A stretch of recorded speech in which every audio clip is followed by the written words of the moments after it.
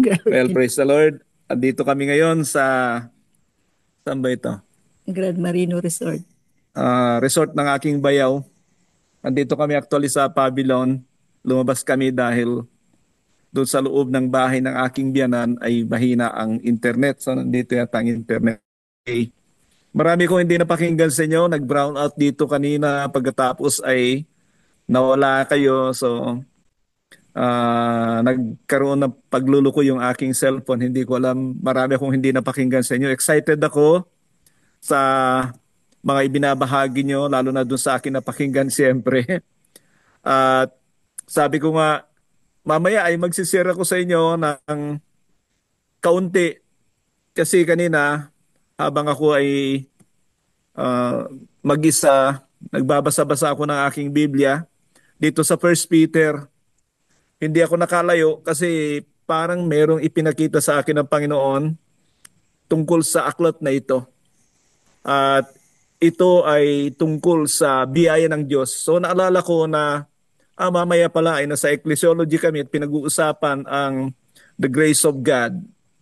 At doon ay sabi ko hindi lang pala yung ilang beses binanggit yung biyaya ng Diyos sa aklat na ito. Pinacheck ko kay Brother Joseph kung ilang beses, sabi niya sa King James ay 8 at sa NIV ay 6. Alam niyo mga kapatid, lalo na sa mga preacher, napag-isip-isip ko na napakaganda nitong aklat na ito. Kanina, ang plano ko sa mga susunod pagkatapos ng aklat ng Hebrews, yung series messages about uh, from the book of Hebrews ay gusto kong baguhin yon dito sa First Peter. Bagamat kaunti lang ang nabasa ko, ay nakita ko yung tungkol sa biyaya ng Diyos. At ang biyaya ng Diyos na ipinapakita niya rito, yung NIV yung gamit ko, no? Kaya kung titignan ko yung 6, dito ko nakita yung tungkol sa various forms of grace sa First Peter 4:10, sa 5:12, I think ay sinabi doon yung this is the true grace of God, na sabi ko nga ito yung dahilan kaya masasabi na meron talagang false grace because there is a true grace of God. At ang dami pa. So, I would suggest sa mga preacher na i-check nyo ito, pag-aralan nyo ulit na karagdagan dito sa ating mga pinag-uusapan. Dito ko rin nakita yung put your hope fully to the grace of God that will be given you when Christ is revealed. Nangangahulugan na ang biyaya ng Diyos talaga ay consistent sa buhay natin. Hindi mo pwedeng haluan yan ng nangangahulugan na it is only by the grace of God na tayo ay maliligtas. We have been saved by grace, pero tulad ng natututunan natin na hindi sapat yon, kundi ang biyaya ng Diyos na yan ay nag-umpisa lang sa buhay natin nung tayo ay pinatawad ng Diyos, nananatili ang kanyang espiritu sa atin na siyang biyaya ng Diyos at magpapatuloy ang kanyang trabaho para sa lahat ng aspeto ay mahubog tayo sa wangis ni Kristo, na ang ibig din sabihin niyan ay lumaya tayo ng lumaya sa lahat ng ungodliness o un-Christ-likeness sa ating buhay. So, itong aklat ng Pedro na ito ay sinulat ito to encourage the believers na grabe ang kanilang pinagdadaanan. Basahin ko ito. The recipients of the epistle has been suffering various trials and afflictions, and possibly of great and more severe difficulties was very real. This letter is addressed to Christians who were scattered throughout the Roman world. In fact, the readers were called strangers in the world. Mga kapatid, these are Christians. Tingnan ninyo yung kanilang lot sa mundong ito, yung kanilang bahagi sa mundong ito, ay mukhang hindi ito yung sinasabi ng marami tungkol sa bahagi rin nating mga Kristiyano. So, purihin ng Diyos sa kanyang ipinapakita sa atin na talagang ang Kristyanismo ay hindi talaga bed of roses. Hindi talaga ito yung para tayong lumalakad sa very smooth, kundi talagang grabe ang mundong ito. And sana pasadahan nyo ito ng isang reading, isang upuan, itong aklat ng First Peter na ito, at makikita nyo that in every aspect, yun ang nakikita ko kanina, ay nagsasalita si Pedro tungkol sa biyaya ng Diyos. At nais ko sabihin sa inyo na bukod doon sa salitang grace, ay may mga salita pala na ginagamit ang Biblia din na katumbas nito. Of course, alam natin yung tungkol sa unang biyaya ay katumbas nun ay yung mercy, habag ng Diyos na ibinigay sa atin para tayo ay patawarin ng Diyos at pagkaroon ng kapatawaran o kaya ay kaligtasan. Pero basahin ko sa inyo yung sinabi rito. Umpisan ko sa verse 1. Hindi ako nakalayo talaga rito nung binasa ko ito.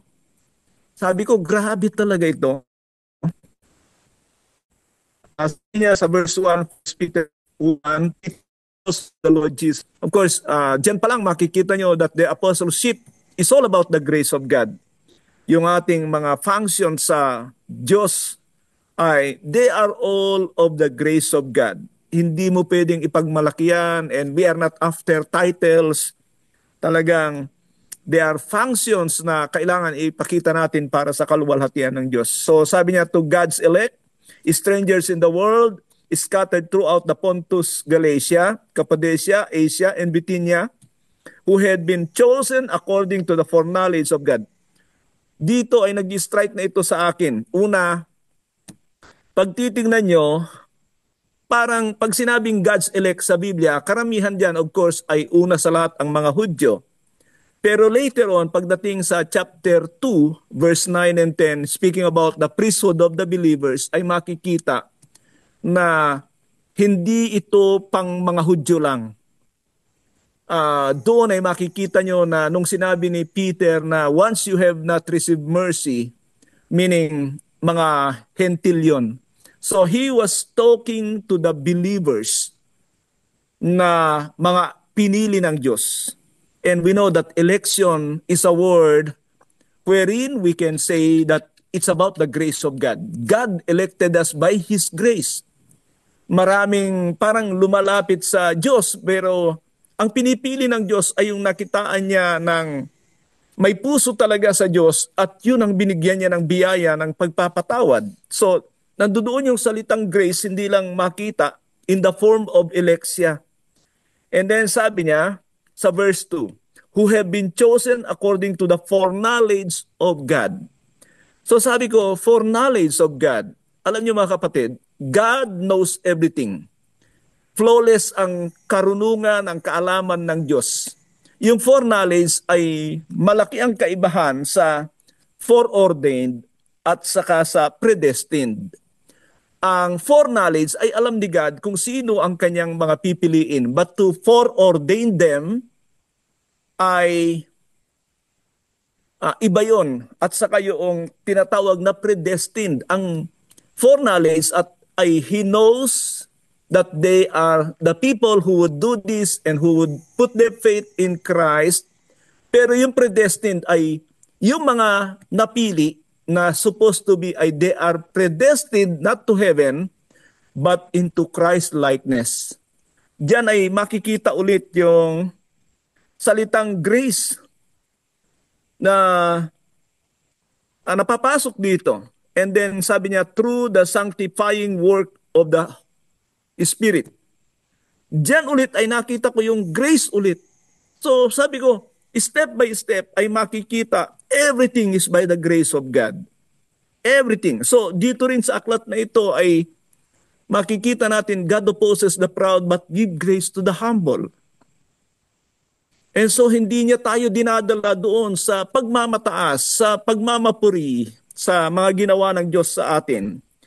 Ibinababa niya tayo lalo para lalo pang dumaloy ang tubig doon, tubig ng biyaya ng Diyos. I'm talking about figuratively, mga kapatid, sapagkat kung gusto mong malaman kung saan mababa ang kalye, buhusan mo ng tubig. Alam mo, yung tubig na yun ay pupunta sa pinakamalalim na lugar. Just an illustration, mga kapatid. para makita nyo na God opposes the proud, that give grace to the humble, that when you pour out water, that water will go to the low places, yung kung saan mababa ang lugar. So, sabi ko nga sa inyo, figuratively, yung sinasabi kong yan. And through the sanctifying work of the Holy Spirit, we are talking about the sanctification, and it's all about the use of the grace of God. Yun yung ina-access na natin yung mga sinabi ng 1 Peter 4:10 na various forms of grace. Marami yung grace na yun, at ito nga yung dinidiscuss natin ngayon. Anyway, mga kapatid, sabi ko, ayokong habaan ito. Gusto ko na kayo mismo ang tumuklas din. Binigyan ko lang kayo ng clue dito sa aklat ng 1 Peter na makita nyo yung grabing biyaya ng Diyos in every aspect. Think about Peter. Ang taong ito ay medyo impulsive. Very strong ang kanyang karakter. Pero nakita niya na kapag ka ang pinairal niya ay ang kanyang sarili, ay failure siya. At dumating siya sa punto na makita niya na he cannot do it with his own. Kailangan niya ng biyaya ng Diyos. Now, this guy keeps on talking about the grace of God. Grace of God, grace of God. Sabi ko, every aspect pala ng pananalita ni Pedro, akala ko si Pablo lang itong mahilig sa grace na kinikilala niya yung biyaya ng Diyos. No. Peter was also a guy na talagang ina-acknowledge niya yung sa lahat ng aspeto ng kanyang pananalita na ito ay dahil sa biyaya ng Diyos.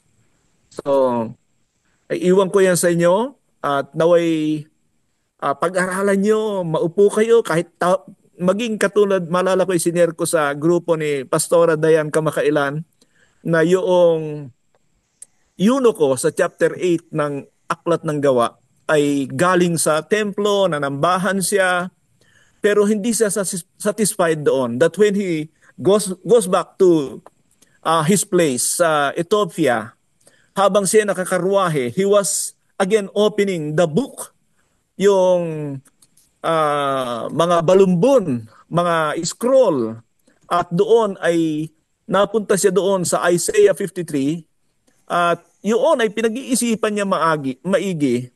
And that's a time na God sent Philip, Evangelist Philip, to him para ipaliwanag sa kanya ito at ipakita sa kanya kung ano ang sinasabi ng talatang yon. My point is that kung tayo ay may kauhawan sa salita ng Diyos, talagang ang Diyos ay hindi magkukulang na talagang busugin din tayo. Yun ang katotohanan tungkol sa Diyos. Kailangan makitaan din tayo ng perseverance and thirstiness and hungerness sa salita ng Diyos bago tayo busugin sa mga ito. So dyan lang po ako. Magandang gabi sa inyong lahat. Ako ay labis na namamangha talaga sa biyaya ng Diyos sa bawat isa sa atin. God bless na ang sasabihin ko sa inyo. Sobra na tayo sa biyaya ng Diyos. Praise the Lord. Back to you, Kuya Joseph. Praise God. Thank you, Pastor.